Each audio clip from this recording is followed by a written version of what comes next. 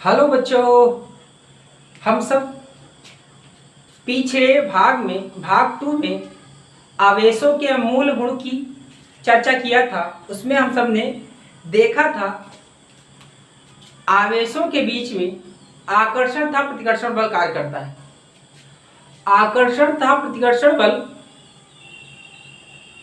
के परिमाण को कूलाम नामक वैज्ञानिक ने उसके परिमाण को ज्ञात किया था, उसके परिमाण को बताया था। इसकी हम सब इसमें चर्चा करते हैं। 1785 ईस्वी में इन्होंने एक नियम प्रतिपादित किया। इन्होंने एक आवेशित गोला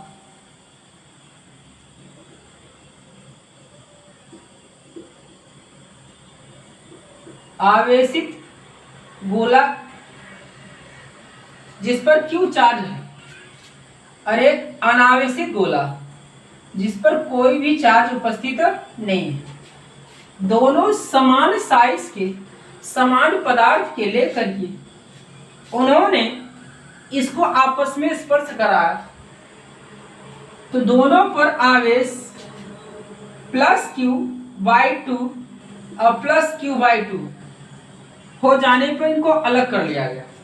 इनके बीच लगने वाले बल को क्या किया उन्होंने? ऑब्जर्व किया। उसके पश्चात Q तथा जिस गोले पर Q आवेश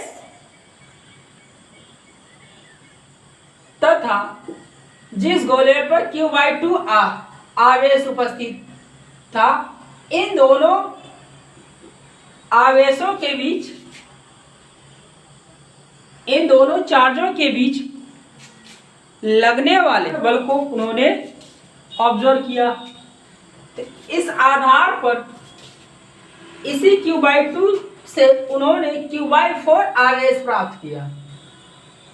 Q/4 आवेश प्राप्त करके उनके बीच में भी बल को ऑब्जर्व किया।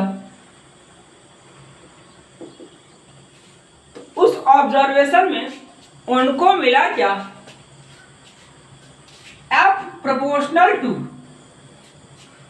जो होता है उनके बीच में लगने वाले, इन आवेशों के बीच में लगने वाले बल को F के द्वारा प्रदर्शित किया जाए।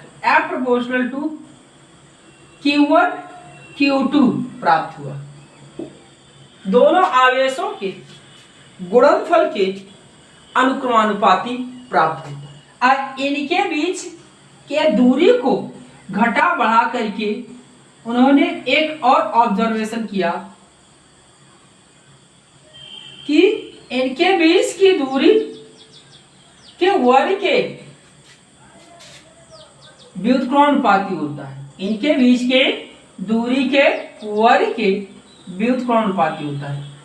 अब यह दूरी एक्चुअल में इतना दूर इसको रखा गया कि इनके जो साइज है, आवेश के जो लीनियर साइज है इसका, और इन दोनों आवेशों के बीच की दूरी के सापेक्ष इनकी लीनियर साइज काफी कम रखी गई।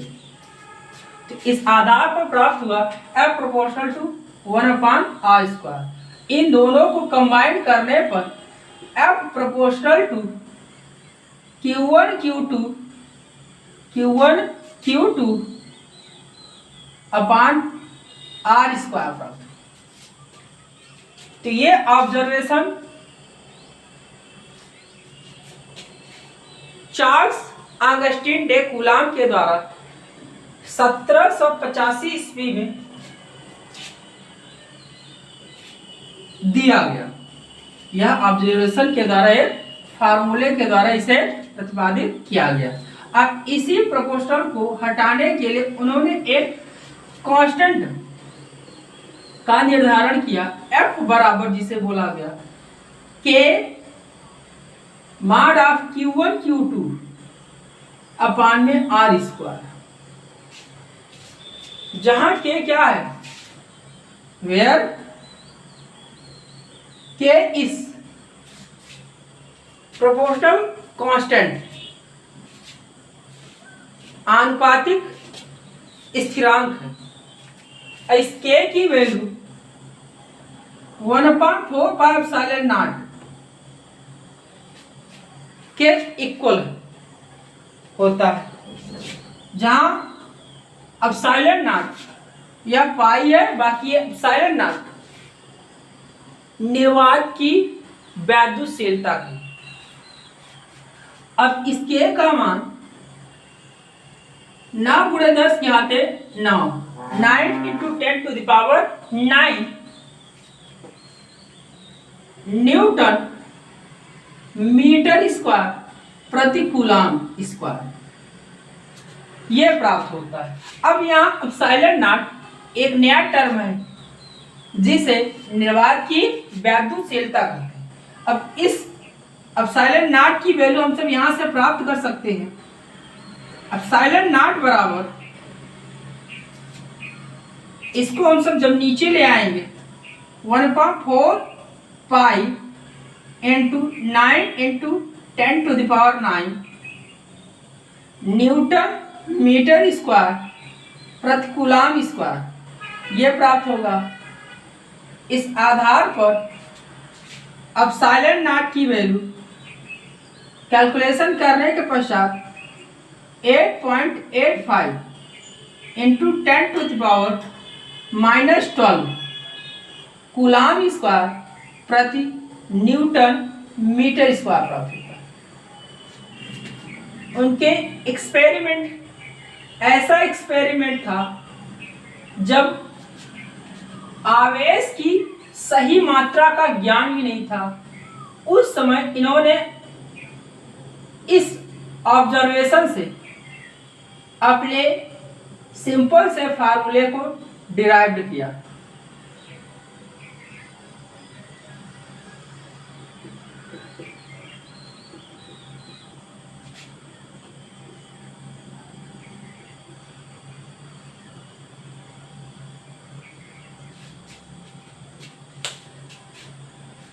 फोर्स जो होता है, अर्थात ये वैद्युत बल जो होता है, एक सदिश राशि है। वैद्युत बल जो है एक सदिश राशि है। इसे सदिश राशि के रूप में कैसे लिखा जाए उसको देखते हैं हम सब। कूलाम के नियम का सदिश निरूपण। ये जो बिंदु आवेश है,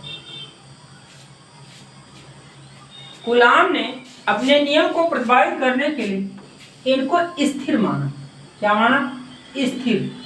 स्थिर बिंदु आवेश माना। इसको भी स्थिर बिंदु आवेश माना। और क्या माना? स्थिर है और प्लस साथ में क्या है? बिंदु आवेश। इसे Q1 कहा गया, इसे Q2 कहा गया। इनके बीच की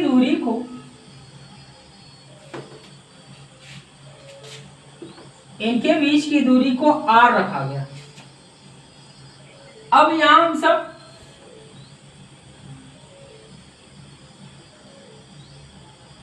Q1 को बिंदु 1 मान करके 1 द्वारा दिखा देते हैं और Q2 को 2 द्वारा दिखा करके इनके स्थिर सदिश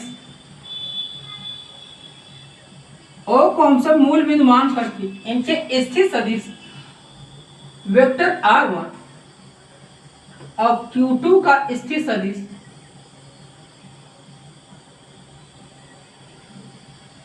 वेक्टर R2 मान करके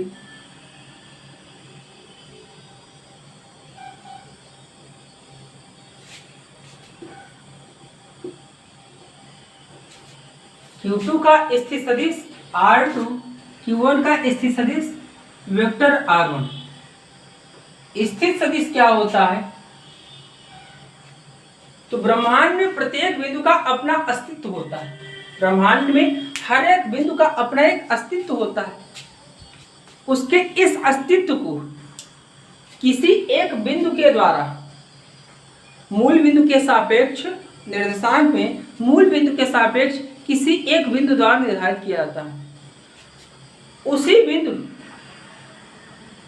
को हम सब मूल बिंदु से दूरी के सापेक्ष लें तो हम उस बिंदु की स्थित सदिश कही जाती है, जिसकी दिशा मूल बिंदु से लेकर उस बिंदु तक के ओर को प्रदर्शित करता है।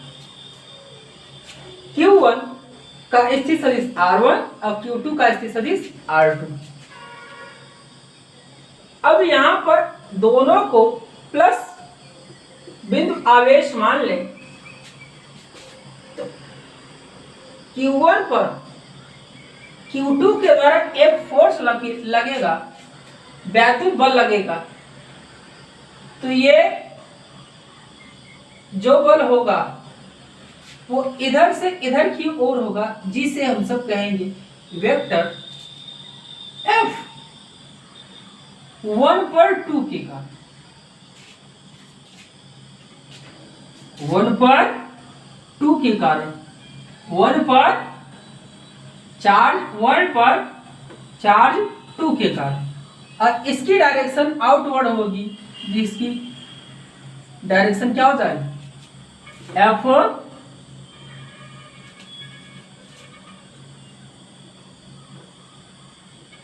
2 पर 1 के कारण 2-1 कहा जाए। F 2-1 कितना होगा?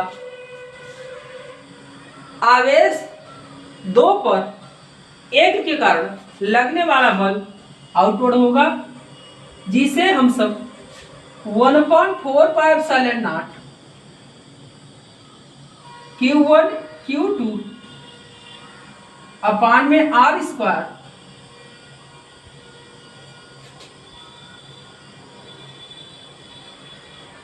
इनके बीच की दूरी 1 और 2 के बीच की दूरी, जिसको R द्वारा दिखाया गया, 1 से 2 के बीच की दूरी हम सब इसका भी स्थित सदिश लिख देते हैं। इनके बीच का स्थित, इनके बीच के वेक्टर लिख देते हैं, तो R स्क्वायर तो 2-1। अब यहां कैप कहलाएगा। कैप क्या कहलाएगा?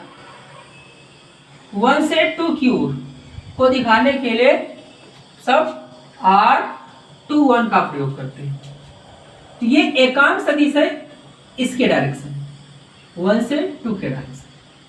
अब ये ट्रायंगल के आधार पर देखा जाए, 1 से 2 की ओर जो वेक्टर होगा, तो त्रिभुज के नियम के अनुसार यहां से यहां तक की दूरी को दिखाएंगे R2 1 से 2, अर्थात 1 से 2 की ओर सदिश को दिखाने के लिए हम सब क्या कहेंगे? 2-1 कहेंगे। तो हो जाएगा R2 माइनस R1। 1 से 2 की ओर के सदिश को दिखाने के लिए R2-1 कहेंगे, और R2-1 को हम सब कहेंगे vector R2 minus vector R1 कहेंगे, vector R2 minus vector R1 कहेंगे। इसके एकांक सदिश को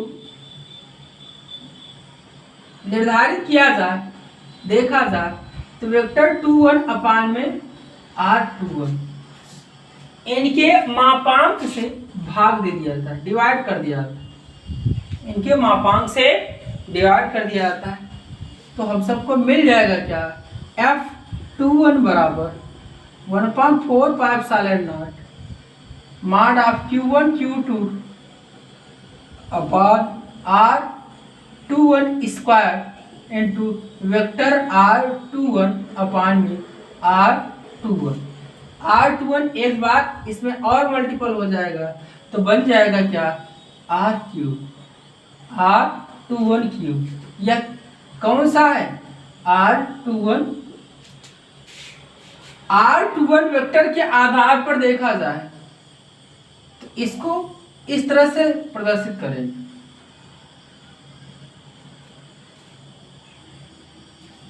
या तो सदिश के रूप में हम सब, अर्थात वेक्टर के रूप में इस तरीके से इसको प्रदर्शित किया जाए ऐसे रूप में या इस रूप। एकांक सदिश के रूप में इस तरह से दिखाएंगे। अब बाकी एकांक सदिश नहीं, 1 से 2 की ओर के सदिश के रूप में इसको निर्देशित किया जाए, प्रदर्शित किया जाए, तो यह हो जाएगा 1/4 mod of q1 q2 अपान में r21 q वेक्टर r21। इस बल को F12 के बल को जिसकी डायरेक्शन 2 से 1 की ओर है, अर्थात 1 पर 2 के कारण लगने वाला बल है, तो इसके डायरेक्शन को निकालने के लिए हम सब करें क्या, इसकी डायरेक्शन किधर है, इस साइड, इस साइड। तो एक हम सबको सदिश 2 से 1 की ओर, 2 से 1 की ओर लेना पड़ेगा, जिसे हम सब क्या बोलेंगे 1-2 कहेंगे। तो 1-2 को 2 से 1 की ओर के सदिश को 1-2 कह रहे हैं, तो 1-2 को सदिश के रूप में निर्धारित किया जाए, अर्थात इनके स्थिर सदिश के रूप में दिखाया जाए, तो vector r1 minus vector r2,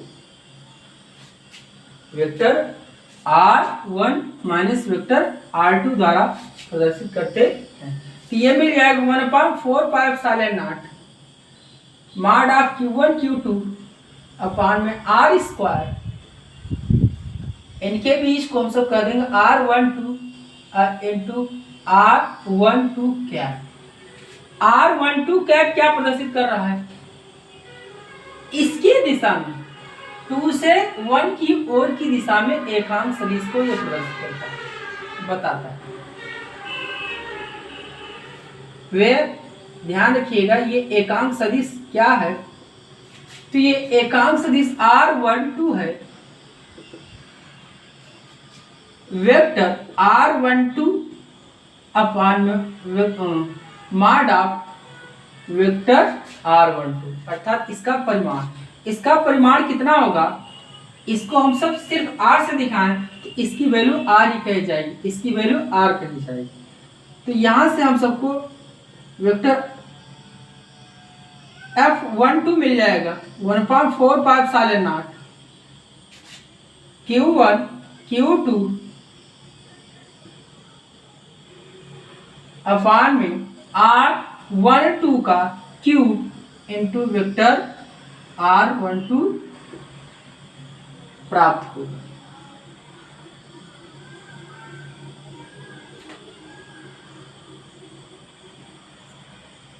इस बल को हम सब सदिश के रूप में इस प्रकार दिखाते हैं या इस प्रकार दिखाते हैं। इस बल को सदिश के रूप में कैसा प्रदर्शित करते हैं, चाहे इस रूप में प्रदर्शित कर लीजिए, चाहे इस रूप सदिश रूप। अब यहां बात आती है कि मान लीजिए दोनों आवेश क्या मिल जाए, ये तो पॉजिटिव है, दोनों आवेश नेगेटिव रहेंगे तब भी इनकी डायरेक्शन सेम रहेगी।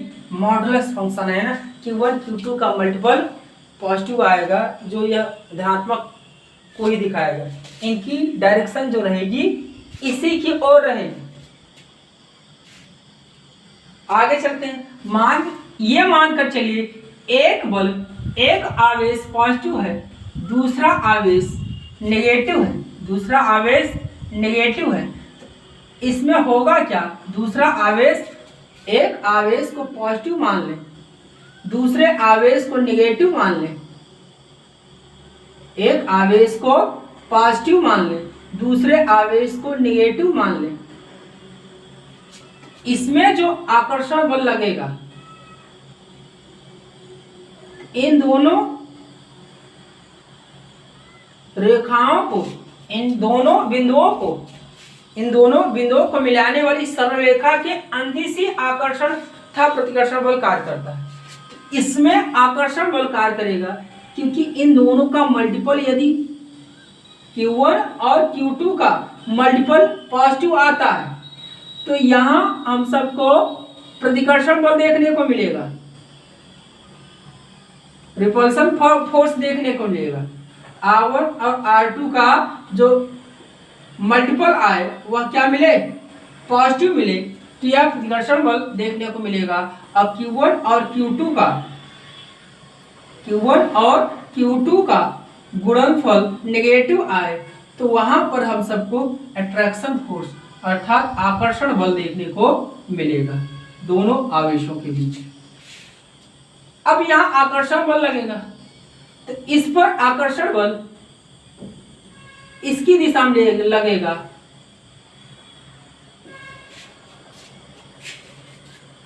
किसकी दिशा में लगेगा, इस डायरेक्शन में लगेगा, और इस पर आकर्षण बल इसकी दिशा में लगेगा तो यह F21 कहलाएगा।